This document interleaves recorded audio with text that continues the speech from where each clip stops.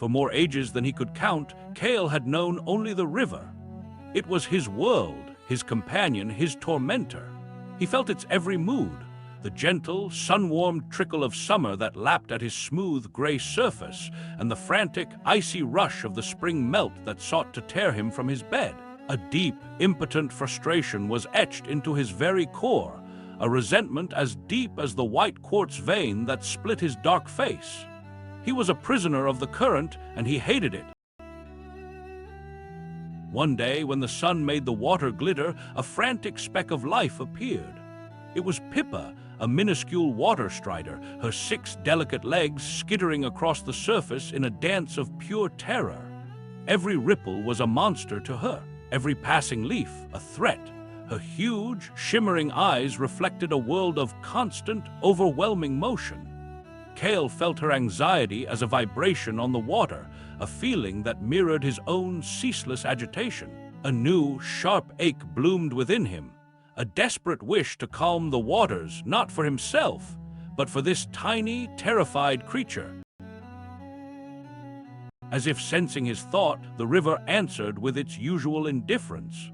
A sudden, powerful current surged downstream, turning the placid surface into a churning path. Kael braced himself, despair washing over him. He could do nothing, but in her panic, Pippa was thrown from the surface.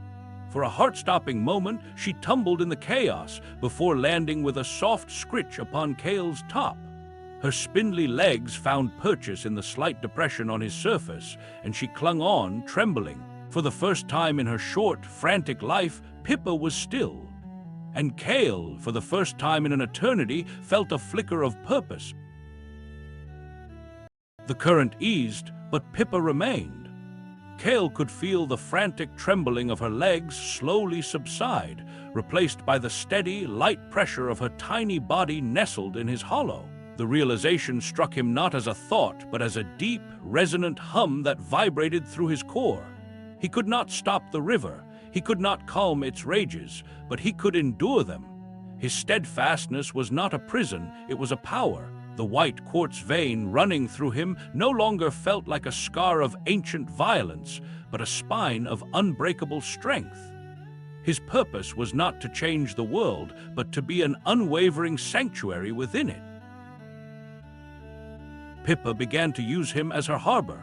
She would dart out to hunt, her anxiety still visible in her jerky movements, but she always returned to the safety of his solid form. Kael found a quiet joy in being her anchor. The river's flow was no longer a personal affront, but simply a fact of existence, like the sun and the silt. Then the sky darkened for days. The river's gentle murmur deepened into a low, guttural roar. The water turned a thick, muddy brown, and heavy things, branches, stones, the refuse of the world above, began to slam into Kael's side.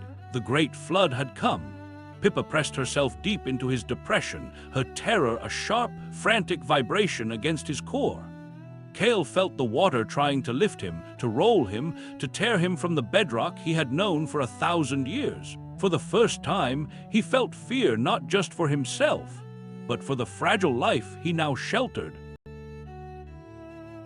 The flood was a screaming, battering chaos. The force of the water was immense, a liquid mountain pressing down, trying to grind him into sand. The roar was all-consuming. In the heart of the storm, Kael felt his ancient anger at the river rise one last time, hot and useless. And then he let it go. He released the frustration. He released the yearning for control. He released the despair.